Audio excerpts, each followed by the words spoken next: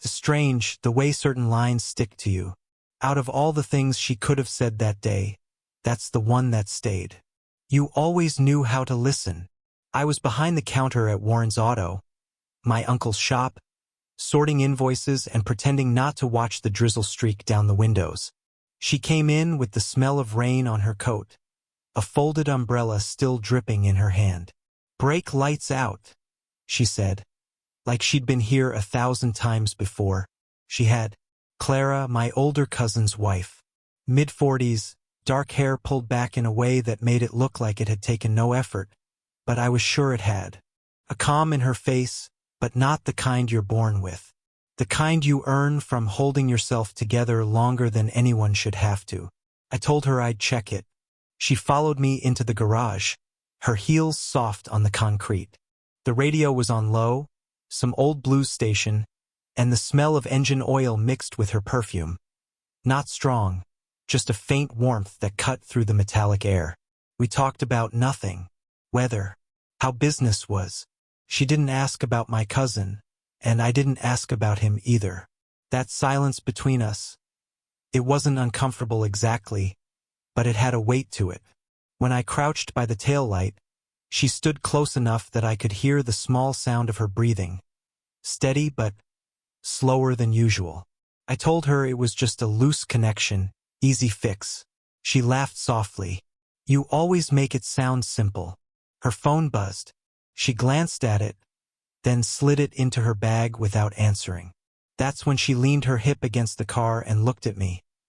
Not in the way people look when they're waiting for a job to be done, but like she was searching for something she hadn't decided if she wanted to find. I don't know why I asked it, but I said, "Everything okay?" She hesitated, then smiled the kind of smile that tells you it's not. "You always knew how to listen," she said, and it was softer this time, like the words were meant to land somewhere private. I tightened the last screw, wiped my hands on a rag. She paid in cash, though she didn't need to.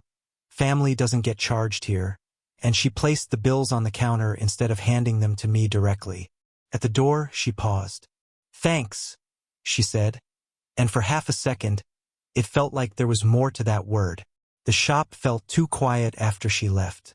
Even the radio sounded far away. Outside, the rain had stopped, but the pavement still held the reflection of the clouds. That night, I kept replaying her voice in my head, like I missed something, or maybe wanted something. 2 weeks later, she was back. Not for the car this time. The shop was closed for the day, but I'd stayed late, sorting bolts into mismatched coffee cans. She stepped in through the side door like she'd done it before. Rain again, clinging to the edge of her hair. "Your uncle said you had the ladder," she said. "For what?" "The gutters. At our place. They're clogged." It wasn't a request exactly, but I grabbed the ladder anyway. At her house, my cousin wasn't home. I didn't ask where he was. She led me around the side, pointing to the sagging gutters. Her voice was brisk, but her eyes were shadowed in a way I hadn't noticed before. While I worked, she stood on the grass, arms folded, the collar of her sweater pulled close against the chill. Every so often, she'd push her hair behind her ear, like it was a nervous habit she didn't know she had. From up on the ladder, I could see the fine lines near her eyes, not from age but from tiredness. It made me want to ask if she was sleeping enough, if she was eating enough, questions you can't ask without crossing something invisible. "You okay?" I said, halfway down the ladder. She blinked, as if she hadn't expected me to ask. "Yeah, just tired." The way she said it didn't sound like it was about sleep. We carried the ladder back to the garage together. She walked slower than usual, like she was thinking through something but didn't want me to see. When I set it down, she gave a quick laugh at nothing in particular, that small, breathy kind of laugh you give to fill space. I noticed her hands then. Bare, no rings, even though I'd seen her wear them before. She caught me looking and tucked them into her sleeves. "Thanks," she said, her voice lower than before. "Anytime," I said. She looked at me like she wanted to say something, but didn't, and that silence felt louder than words. It was a Thursday night close to closing time. The rain had been hammering the tin roof of the shop for hours, drowning out the radio. I was wiping down tools when the door opened and she stepped inside, holding a grocery bag in one hand. "I made too much soup," she said, setting it on the counter like that explained everything. The smell of garlic and rosemary drifted up as she pulled out two mismatched bowls. We ate in the back office, steam curling between us, rain hitting the windows in steady bursts. She sat in the old vinyl chair across from me, one leg tucked under the other, her sweater sleeves pushed up just enough for me to notice the faint bruise on her forearm. I didn't ask. She didn't explain. Halfway through, her phone rang. She looked at the screen, lips tightening, then pressed the button to silence it. She kept eating, but her spoon moved slower. "I ever tell you," she said suddenly, "how I hated living here at first?" "No," I said. Too quiet. I thought the quiet meant nothing was happening. Now I think the quiet just hides things. The way she said things made me want to ask what exactly she meant. I didn't. Instead, I told her about the first time I fixed an engine alone, how I was convinced I'd done it wrong until the car started. She laughed. A real laugh this time, warm and sudden, and for a moment the storm outside felt far away. When the bowls were empty, we just sat there. She leaned back, eyes on the window, watching the rain slide down the glass. The office smelled like soup and motor oil, and all I could think about was how close her foot was to mine under the table. She glanced at me then, not long, just enough to make my chest tighten, and it felt like something was about to happen. A word, a shift, a touch. I reached out, not even thinking, my hand moving halfway toward hers. She saw. "You should go now," she said softly, and I did, but only my body left that room. It was late again. The shop lights hummed overhead, casting that pale yellow that made everything look older than it was. I'd been sweeping the floor when I heard her footsteps, slow, deliberate. "I didn't see your car outside," I said. "I walked," she replied, slipping her hands into her coat pockets. We stood there for a moment, both of us knowing there was no real reason for her to be here. The air smelled faintly of rain and gasoline. She leaned against the workbench, eyes tracing the half-disassembled carburetor in front of me. "You ever think about how much time we spend here? In this same room?" I set the broom aside. "Yeah. It's like we're waiting for something," she said, still looking at the carburetor. "Not me." Something in my chest tightened. "What are we doing, Clara?" That got her to look at me. The sound of the rain outside seemed to stop for a second. "I don't know," she said quietly. "Do you?"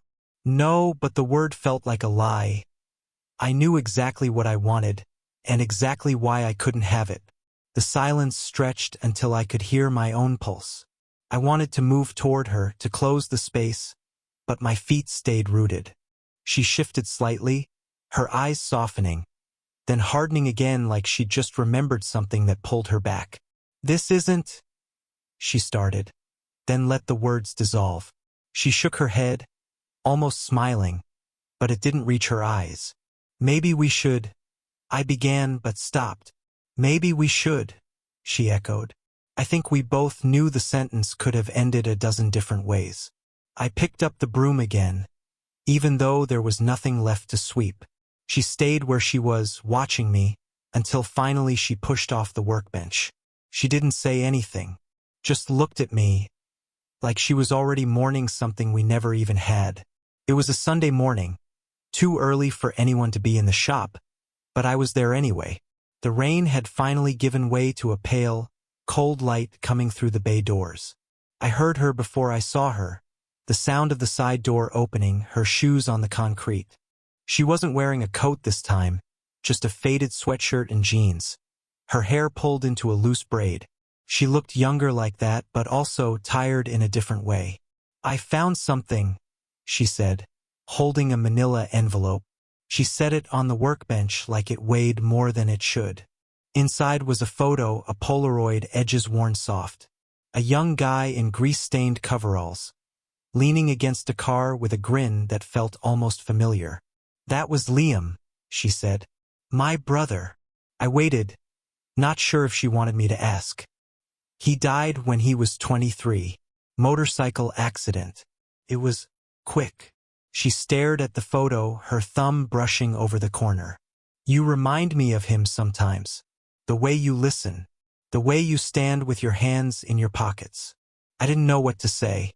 My chest felt tight in that way it does when you want to touch someone's shoulder but aren't sure if you're allowed. She smiled faintly. "It's not a bad thing. It's just, sometimes I see you and it's like I'm seeing him for a second. And then I remember I'm not." The air between us felt different after that. Not heavier exactly, but charged with something I couldn't name.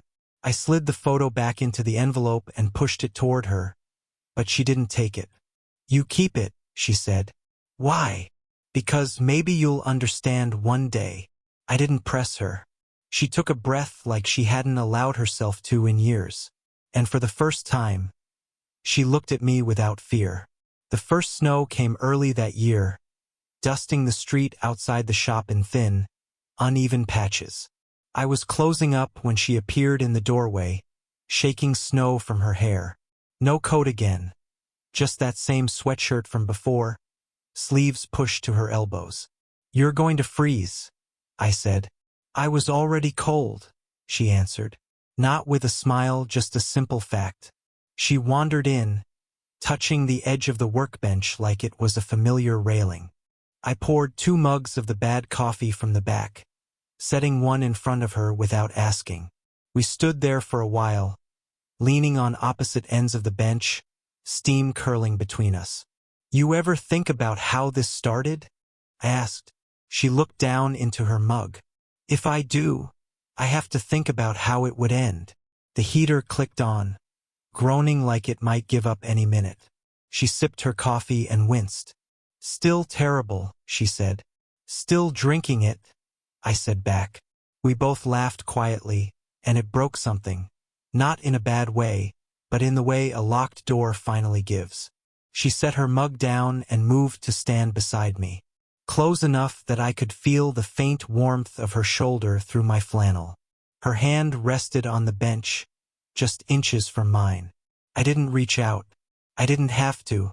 "We can't undo it," she said softly. "I know." She let out a slow breath, one that seemed to take years with it. And then, without ceremony, she leaned her forehead against my temple. Not a kiss, not anything you could name, just a way of saying, "I'm here," without using words. We stayed like that, both of us staring at the far wall, as if looking anywhere else would shatter the moment.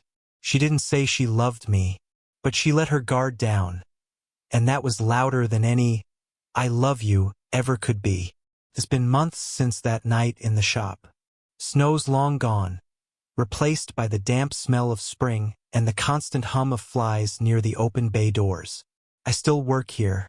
She still comes by sometimes. Not as often and not in the same way. We never crossed that line people are always looking for in stories like this. But we didn't have to. Something between us shifted that winter. Something I still can't name without ruining it. She's lighter now. Not always, but in ways that matter. She laughs easier. Sometimes I catch her looking at the clouds like she's noticing them for the first time in years. I'd like to think I had something to do with that, but maybe it's just life, finally letting her breathe. As for me, I stopped waiting for the big moments. The truth is, they're rare. Most of what stays with you are the small ones. A hand resting near yours on a workbench. A shared silence that doesn't feel empty. The way someone's voice softens when they trust you with something fragile. We don't talk about what happened. We don't have to. But every time she walks in, I feel that same pull. Not desperate anymore, just steady, like the tide. The last time I saw her, she was picking up a part for her car. She reached out without thinking and touched my arm when she said goodbye. Just a second, just enough. And I realized that love, or whatever you want to call it, isn't always about getting the person. Sometimes it's about being the one who shows up when they need someone to see them. That's what we were. What we are. So if you've been listening to this and thinking about someone in your own life, someone you can't quite name your feelings for, maybe the point isn't to figure it out. Maybe it's just to be there and let that be enough. Because sometimes it is.